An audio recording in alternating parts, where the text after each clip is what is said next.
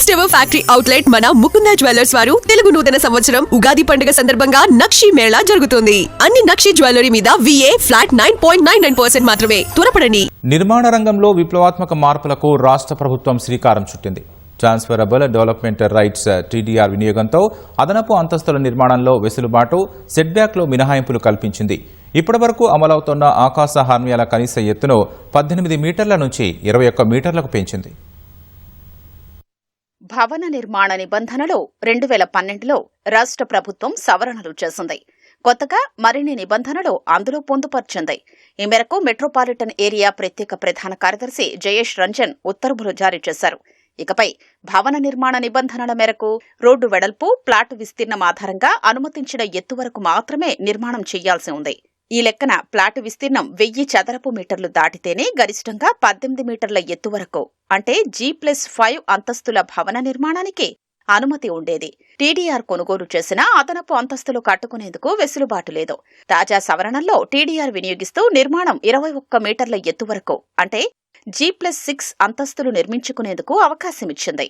అలాగే ఈ నిర్మాణానికి ప్లాటు కనీస విస్తీర్ణాన్ని 750 చదరపు మీటర్లకు తగ్గించింది. కొత్త నిబంధనల ప్రకారం TDR వినియోగం ద్వారా 750 నుంచి 2000 చదరపు మీటర్ల వరకు ప్లాటు విస్తీర్ణంలో భవన నిర్మాణాన్ని 18 మీటర్ల నుంచి 21 మీటర్ల ఎత్తు వరకు నిర్మించుకోవచ్చు. అయితే పార్కింగ్, ఇతర నిబంధనలు ఖచ్చితంగా పాటించాలని ఈ నిబంధనల్లో ప్రభుత్వం స్పష్టం చేసింది.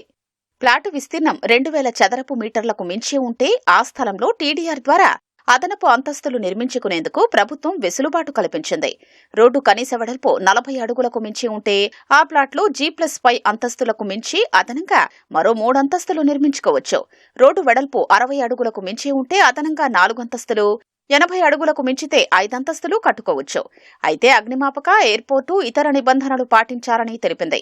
ఆకాశ హర్మ్యాలు కాని బహుళ అంతస్తుల భవనాలు అంటే కనీస ఎత్తు 21 మీటర్లకు తక్కువగా ఉండే నిర్మాణాలు చేపట్టేటప్పుడు TDR వినియోగంతో సెట్బ్యాక్లో మినహాయింపు పొందేందుకు అనుమతించింది. అయితే ఆయా భవనాలకు నిర్దేశించిన కనీస సెట్బ్యాక్ పాటించాలని స్పష్టం చేసింది. హై రైజులకు TDR వినియోగం ద్వారా కనీస సెట్బ్యాక్ నిబంధనల్లో 10% మినహాయింపు పొందేందుకు అవకాశమిచ్చింది. అయితే ఈ నిర్మాణాలకు అన్ని వైపులా కనీసం 7 మీటర్ల సెట్బ్యాక్ ఉండాలని పేర్కొంది.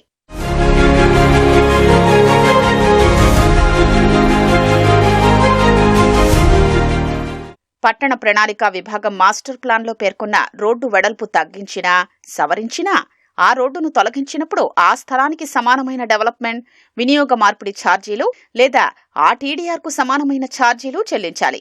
కోర్ అర్బన్ రీజియన్ పరిధిలో 10వ అంతస్తు తర్వాత చేపట్టే అదనపు అంతస్తుల నిర్మిత స్థలంలో 10% TDRను వినియోగించాలని గతేడాది ప్రభుత్వం పేర్కొంది. తాజాగా ప్రభుత్వం TDR వినియోగాన్ని తగ్గించింది.